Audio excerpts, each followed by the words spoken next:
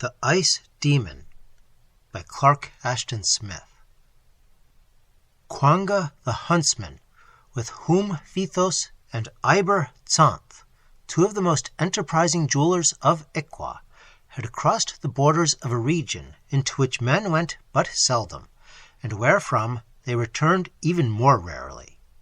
Traveling north from Iqua, they had passed into desolate Muthluan, where the great glacier of Polarion had rolled like a frozen sea upon wealthy and far-famed cities, covering the broad isthmus from shore to shore beneath fathoms of perpetual ice.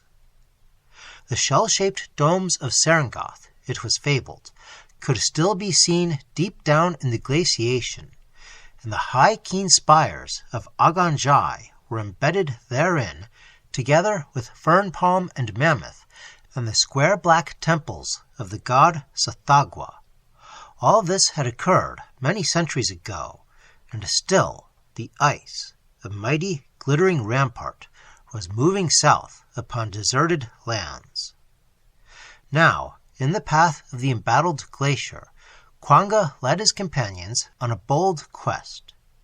Their object was nothing less than the retrieval of the rubies of King Halor, who, with the wizard Ommum-Vog and many full caparisoned soldiers, had gone out 5 decades before to make war upon the polar ice. From this fantastic expedition, neither Halor nor Ommum-Vog had come back, and the sorry, ragged remnant of their men-at-arms, returning to Iqua after 2 moons, had told a dire tale. The army, they said, had made its encampment on a sort of knoll, carefully chosen by Ommum-Vog in full sight of the vanward ice. Then the mighty sorcerer, standing with Halor amid a ring of braziers that fumed incessantly with gold smoke, and reciting runes that were older than the world, had conjured up a fiery orb, vaster and redder than the southward circling sun of heaven, and the orb, with blazing beams that smote from the zenith, torrid and effulgent, had caused the sun to seem no more than a daylight moon, and the soldiers had almost swooned from its heat in their heavy panoply. But beneath its beams, the verges of the glacier melted and ran in swift rills and rivers, so that Halor, for a time, was hopeful of reconquering the realm of Muthluan, over which his forefathers had ruled in bygone ages. The rushing waters had deepened, flowing past the knoll on which the army waited. Then, as if by a hostile magic, the rivers began to give forth a pale and stifling mist that blinded the conjured sun of Ommum-Vog, so that its sultry beams grew faint and chill, and had power no longer on the ice. Vainly the wizard had put forth other spells, trying to dissipate the deep and gelid fog. But the vapor drew down, evil and clammy, coiling and wreathing like knots of phantom serpents, and filling men's marrows as if with the cold of death. It covered all the camp, a tangible thing, ever colder and thicker, numbing the limbs of those who groped blindly and could not see the faces of their fellows at arm's length. A few of the common soldiers, somehow, reached its outer confines and crept fearfully away beneath the wan sun, seeing no longer in the skies the wizard globe that had been called up by Ommum-Vog. And looking back presently, as they fled in strange terror, they beheld, instead of a low-lying mist they had thought to see, a newly frozen sheet of ice that covered the mound on which the king and the sorcerer had made their encampment.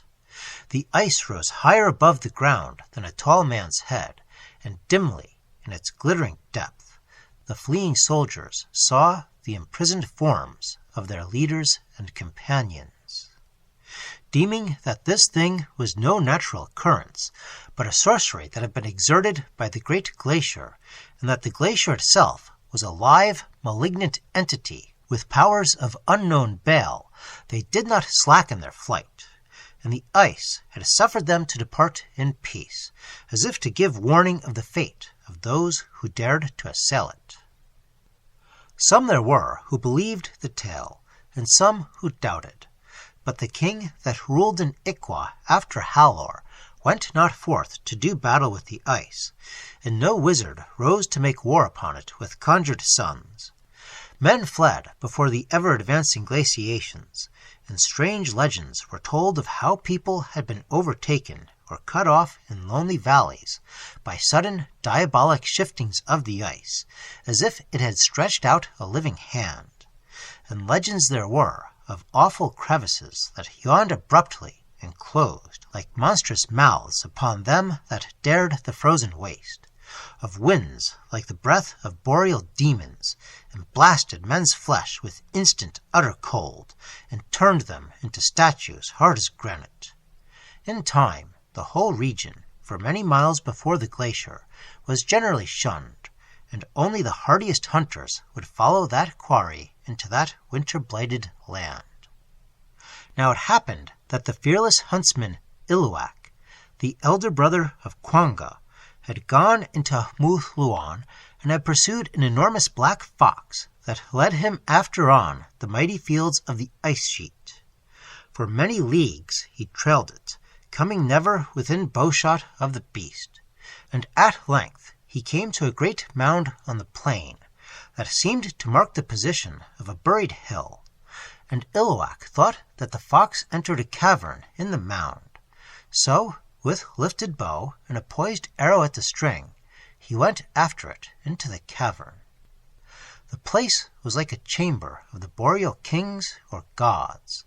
All about him, in dim green light, were huge glimmering pillars, and giant icicles hung from the roof in the form of stalactites. The floor sloped downward, and Iluak came to the cave's end without finding any trace of the fox.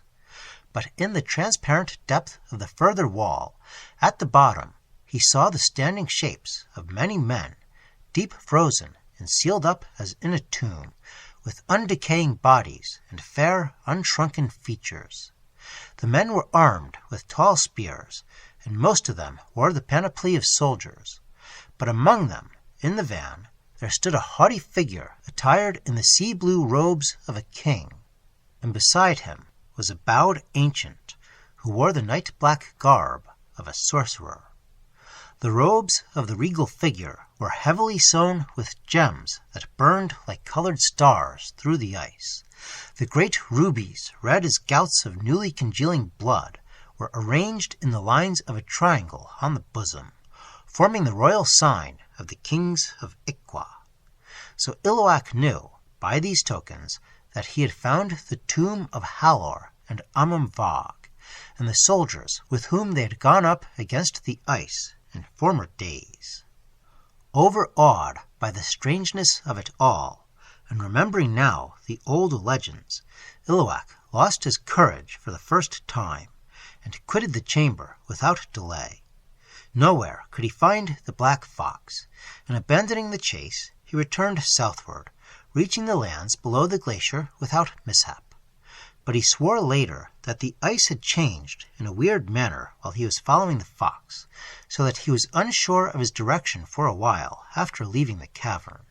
There were steep ridges and hummocks where none had been before, making his return a toilsome journey, and the glaciation seemed to extend itself for many miles beyond its former limits.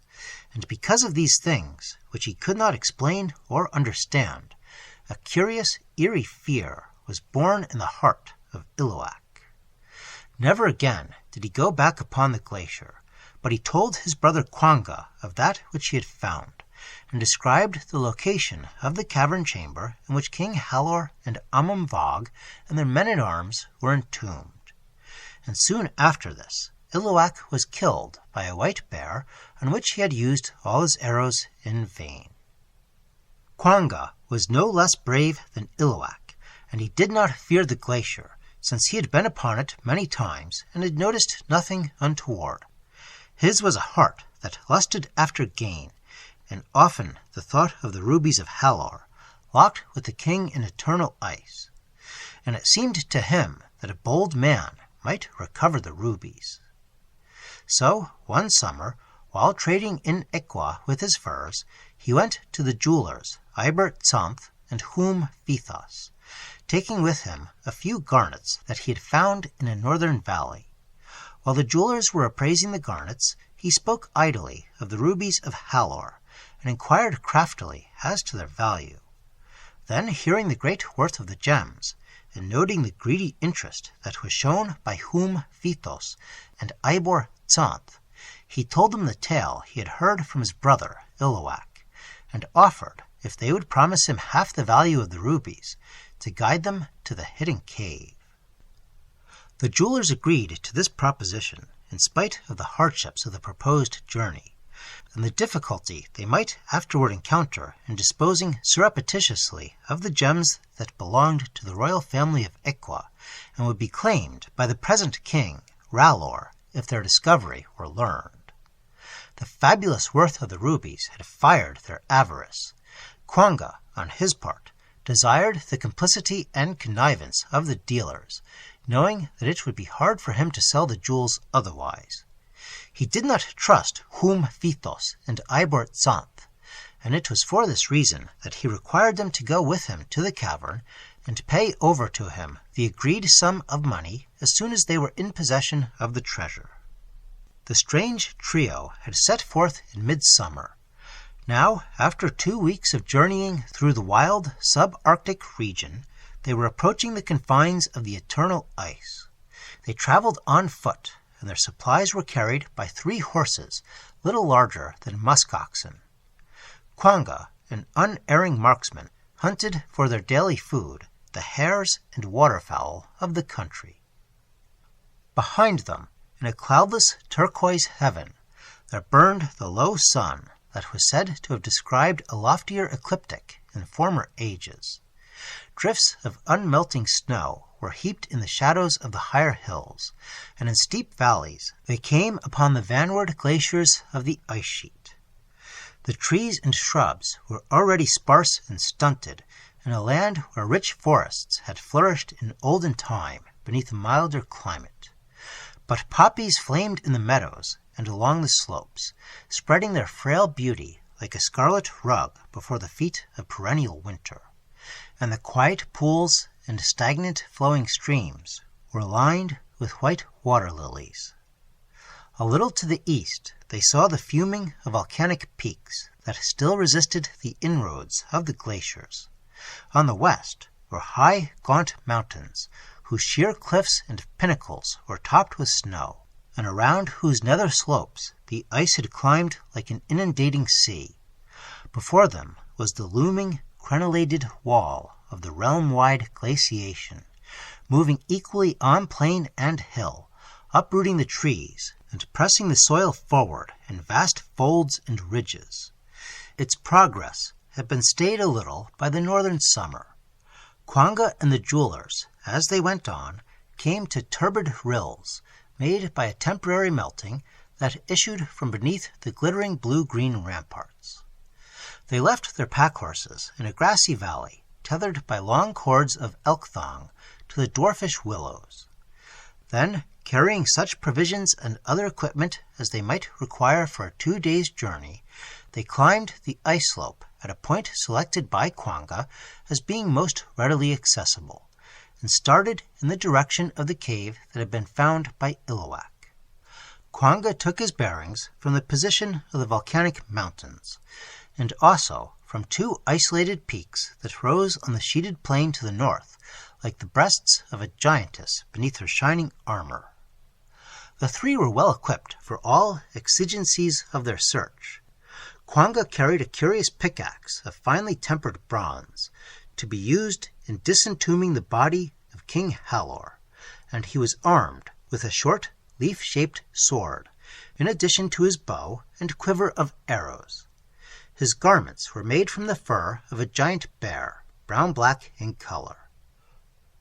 Ommum-Vog and Eibert-Zanthe, in raiment heavily quilted with eiderdown against the cold, followed him complainingly, but with avaricious eagerness. They had not enjoyed the long marches through a desolate, bleakening land, nor the rough fare and exposure to the northern elements. Moreover, they had taken a dislike to Quanga, whom they considered rude and overbearing. Their grievances were aggravated by the fact that he was now compelling them to carry most of the supplies, in addition to the 2 heavy bags of gold which they were to exchange later for the gems. Nothing less valuable than the rubies of Halor would have induced them to come so far, or to set foot on the formidable wastes of the ice sheet. The scene before them was like some vast frozen world of the outer void, vast, unbroken, save for a few scattered mounds and ridges. The plain extended to the white horizon and its armored peaks. Nothing seemed to live or move on the awful, glistening vistas, whose nearer levels were swept clean of snow. The sun appeared to grow pale and chill, and to recede behind the adventurers, and a wind blew upon them from the ice, like a breath from the abysses beyond the pole. Apart from the boreal desolation and dreariness, however, there was nothing to dismay Kwanga or his companions.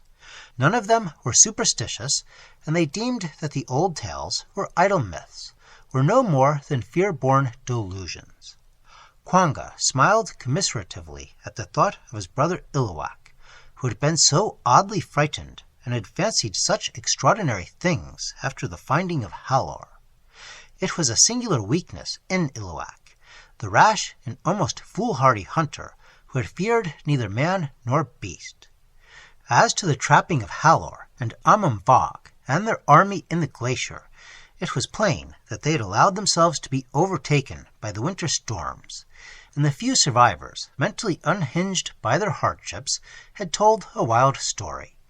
Ice, even though it had conquered half of a continent, was merely ice, and its workings conformed invariably to certain natural laws. Illuak had said that the ice sheet was a great demon, cruel, greedy, and loth to give up that which it had taken. But such beliefs were crude and primitive superstitions, not to be entertained by enlightened minds of the Pleistocene age. They had climbed the rampart at an early hour of morning. Kwanga assured the jewelers that they would reach the cavern by noon at the latest, even if there should be a certain amount of difficulty and delay in locating it. The plain before them was remarkably free of crevasses, and there was little to obstruct their advance. Steering their way with the 2 breast-shaped mountains for landmarks before them, they came, after 3 hours, to a hill-like elevation that corresponded to the mound of Illuak's story. With little trouble, they found the opening of the deep chamber. It seemed that the place had changed little, if at all, since the visit of Illuak, for the interior, with its columns and pendant icicles, conformed closely to his description.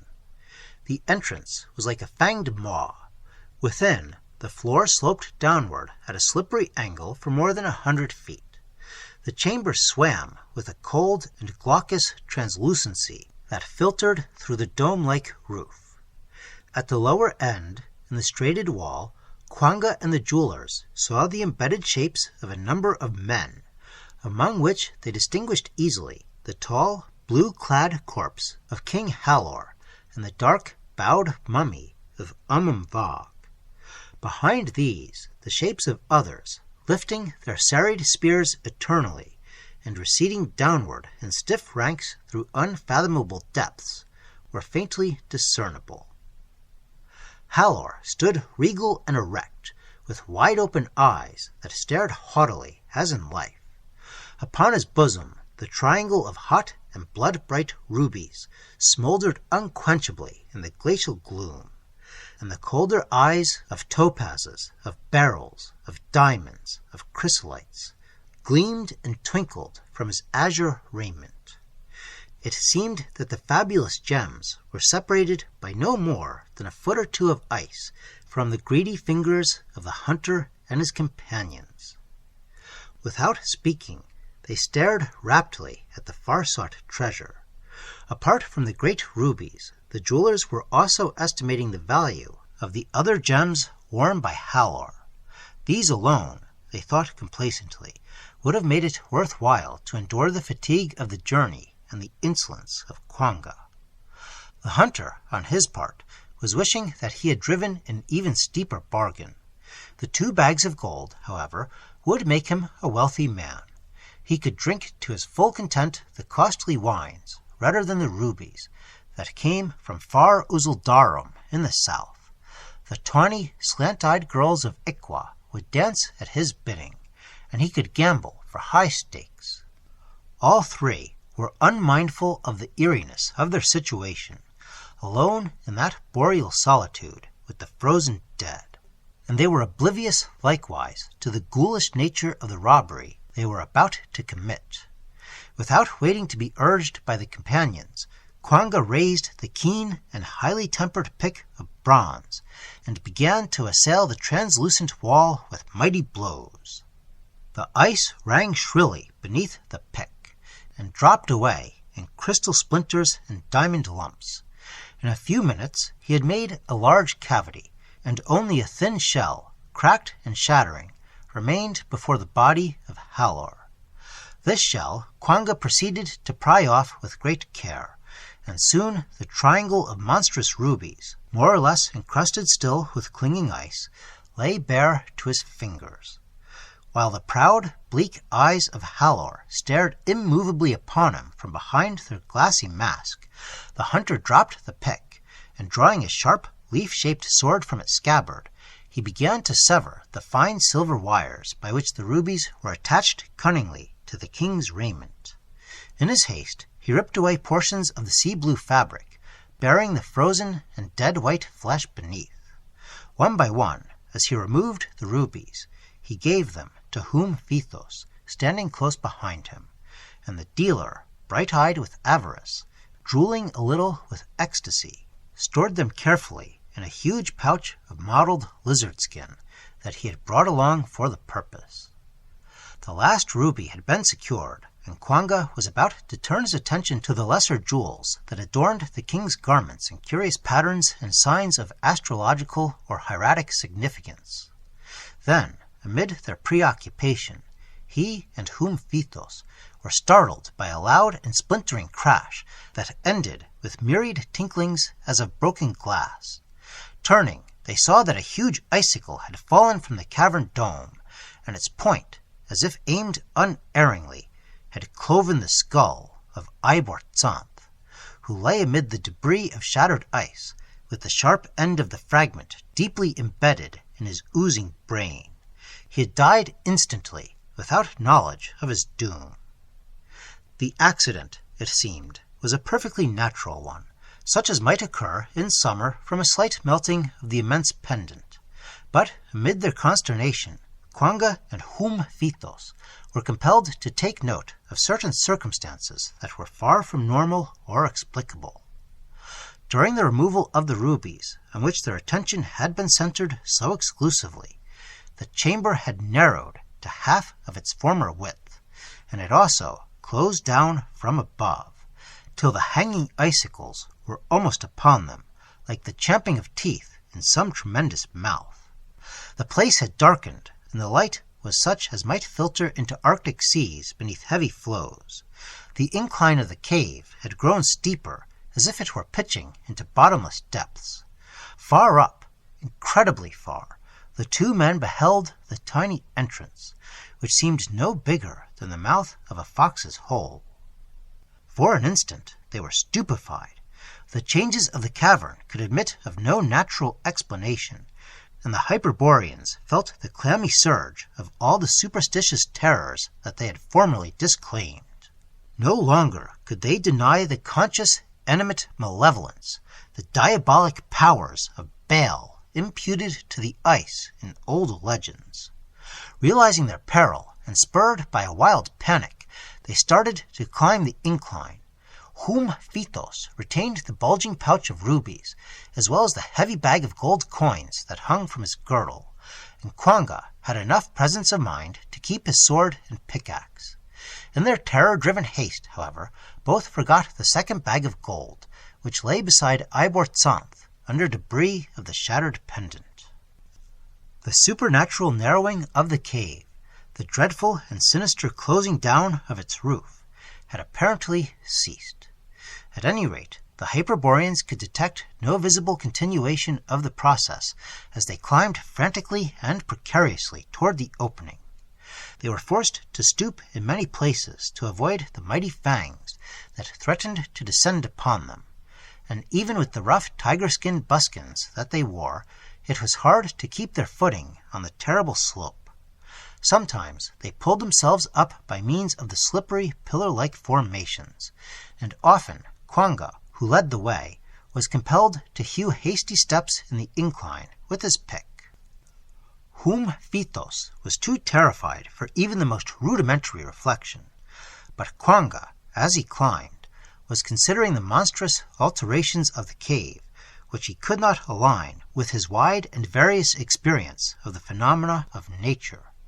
He tried to convince himself that he had made a singular error in estimating the chamber's dimensions and the inclination of its floor. The effort was useless.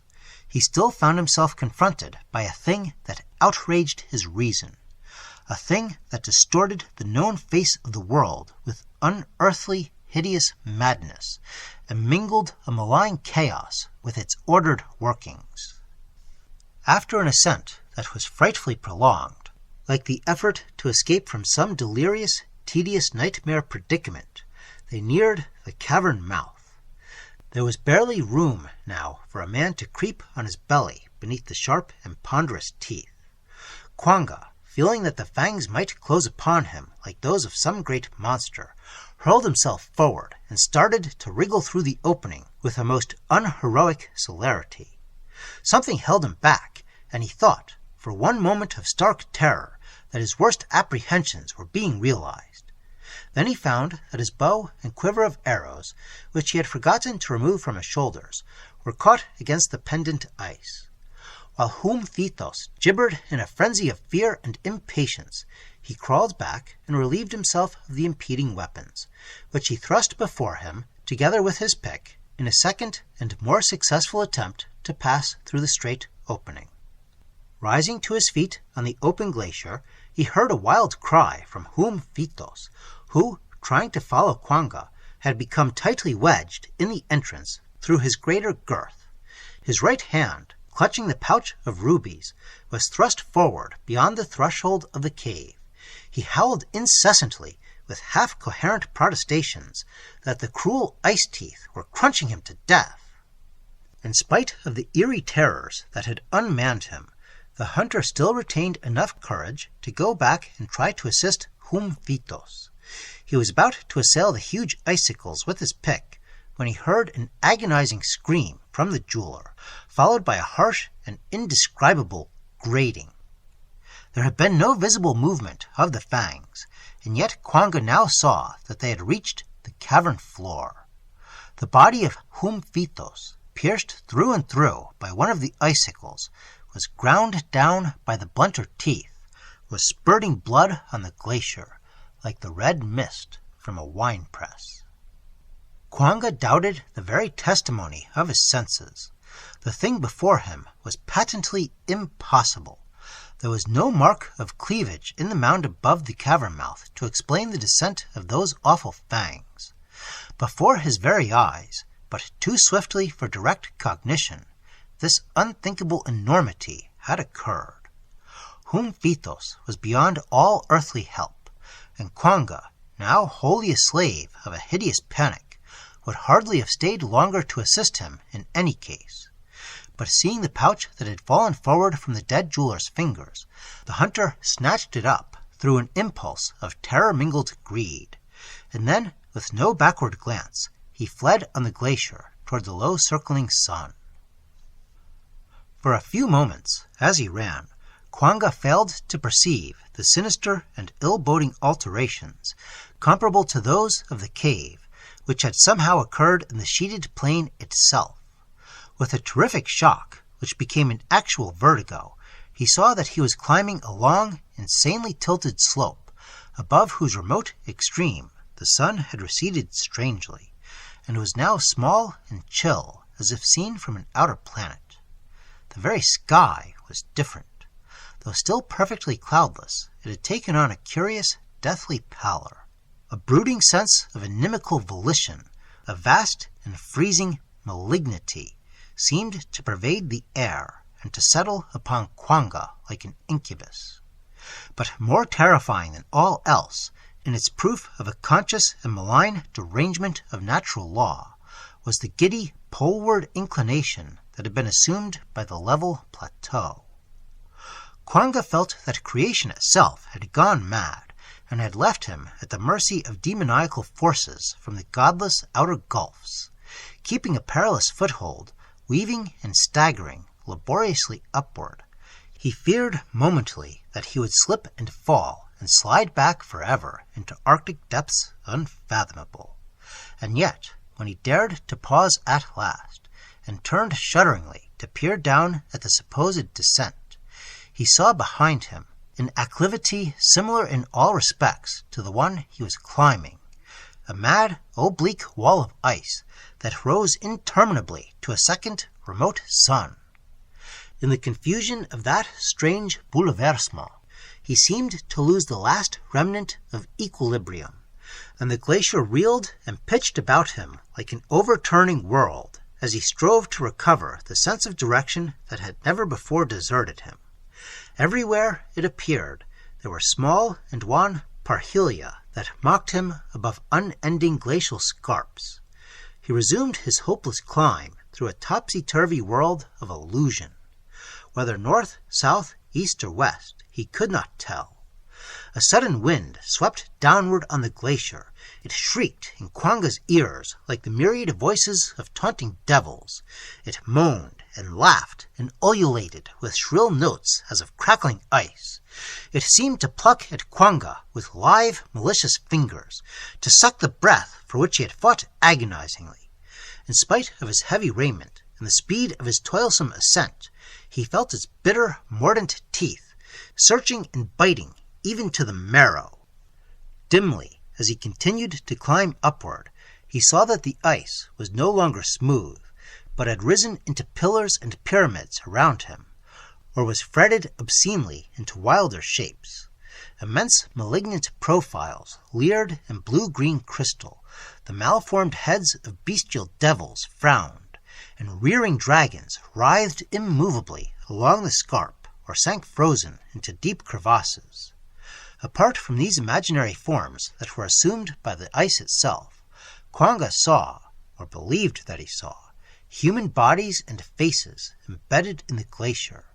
Pale hands appeared to reach dimly and imploringly toward him from the depths, and he felt upon him the frost-bound eyes of men who had been lost in former years, and beheld their sunken limbs, grown rigid in strange attitudes of torture. Kwanga was no longer capable of thought.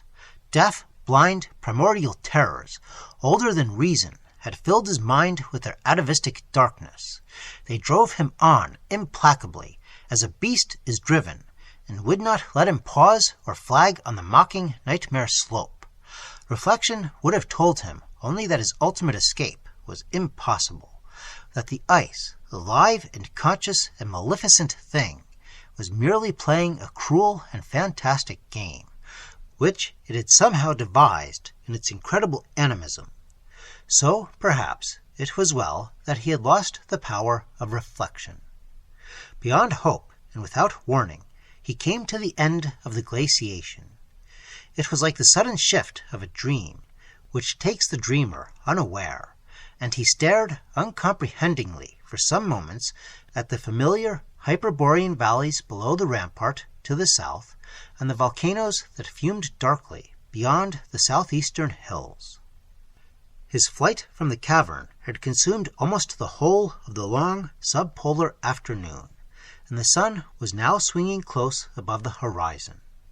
The perihelia had vanished, and the ice sheet, as if by some prodigious legerdemain, had resumed its normal horizontality.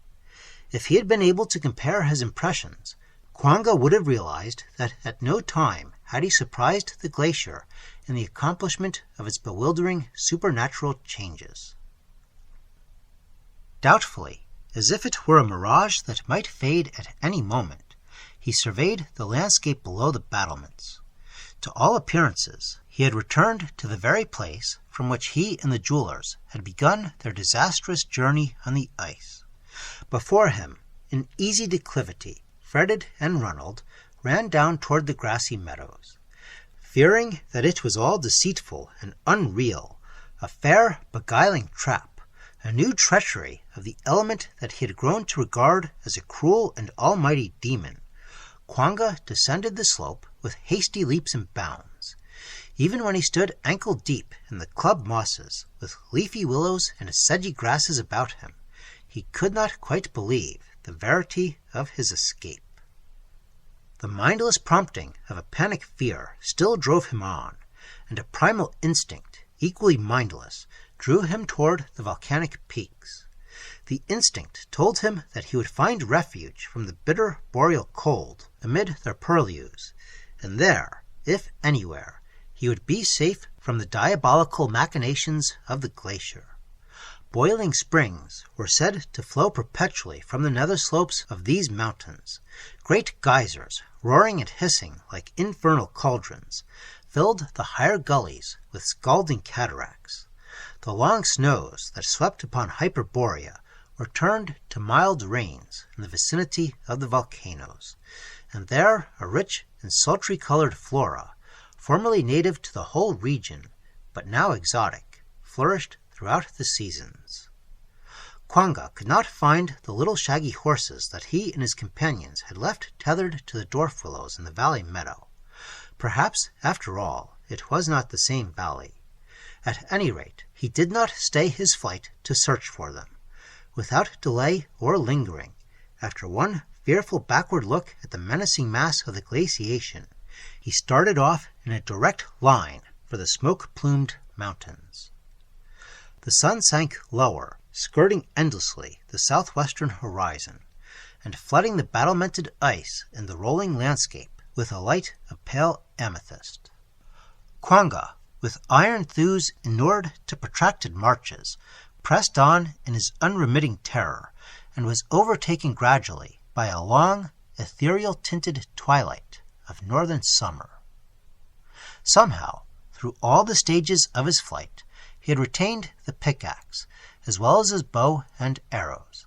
Automatically, hours before, he had placed the heavy pouch of rubies in the bosom of his raiment for safekeeping. He had forgotten them, and did not even notice the trickle of water from the melting of crusted ice about the jewels, that seeped upon his flesh from the lizard skin pouch. Crossing one of the innumerable valleys, he stumbled against a protruding willow root, and the pick was hurled from his fingers as he fell. Rising to his feet, he ran on without stopping to retrieve it. A ruddy glow from the volcanoes was now visible on the darkening sky. It brightened as Kwanga went on, and he felt that he was nearing the far-sought, inviolable sanctuary. Though still thoroughly shaken and demoralized by his preterhuman ordeals, he began to think that he might escape from the ice demon after all. Suddenly, he became aware of a consuming thirst, to which he had been oblivious heretofore. Daring to pause in one of the shallow valleys, he drank from a blossom-bordered stream. Then, beneath the crushing load of an unconsciously accumulated fatigue, he flung himself down to rest for a little while among the blood-red poppies that were purple with twilight. Sleep fell like a soft and overwhelming snow upon his eyelids, but was soon broken by evil dreams in which he still fled vainly from the mocking and inexorable glacier. He awoke in a cold horror, sweating and shivering, and found himself staring at the northern sky, where a delicate flush was dying slowly. It seemed to him that a great shadow, malign and massive and somehow solid, was moving upon the horizon and striding over the low hills toward the valley in which he lay. It came with inexpressible speed, and the last light appeared to fall from the heavens, chill as a reflection caught in ice. He started to his feet with stiffness of prolonged exhaustion in all his body, and the nightmare stupefaction of slumber still mingling with his half-awakened fears. In this state, with a mad, momentary defiance, he unslung his bow and discharged arrow after arrow, emptying his quiver at the huge and bleak and formless shadow that seemed to impend before him on the sky. Having done this, he resumed his headlong flight. Even as he ran, he shivered uncontrollably with the sudden and intense cold that had filled the valley. Vaguely, with an access of fear, he felt that there was something unwholesome and unnatural about the cold, something that did not belong to the place or the season. The glowing volcanoes were quite near, and soon he would reach their outlying hills. The air about him should be temperate, even if not actually warm. All at once the air darkened before him, with a sourceless blue-green glimmering in its depths. For a moment he saw the featureless shadow that rose gigantically upon his path and obscured the very stars and the glare of the volcanoes. Then, with the swirling of a tempest-driven vapor, it closed about him, gelid and relentless. It was like phantom ice, a thing that blinded his eyes and stifled his breath, as if he were buried in some glacial tomb. It was cold, with a trans-Arctic rigor such as he had never known, that ached unbearably in all his flesh, and was followed by a swiftly spreading numbness. Dimly he heard a sound as of clashing icicles, a grinding as of heavy floes in the blue-green gloom that tightened and thickened about him. It was as if the soul of the glacier, malign and implacable, had overtaken him in his flight. At times he struggled numbly in half-drowsy terror, with some obscure impulse, as if to propitiate a vengeful deity. He took the pouch of rubies from his bosom with prolonged and painful effort, and tried to hurl it away. The thongs that tied the pouch were loosened by its fall, and Kwanga heard faintly, as if from a great distance, the tinkle of the rubies as they rolled and scattered on some hard surface. Then oblivion deepened about him, and he fell forward stiffly, without knowing that he had fallen. Morning found him beside a little stream, stark frozen, and lying on his face in a circle of poppies that had been blackened as if by the footprint of some gigantic demon of frost. A nearby pool, formed by the leisurely rill, was covered with thin ice, and on the ice, like gouts of frozen blood, there lay the scattered rubies of Halor. In its own time, the great glacier, moving slowly and irresistibly southward, would reclaim them.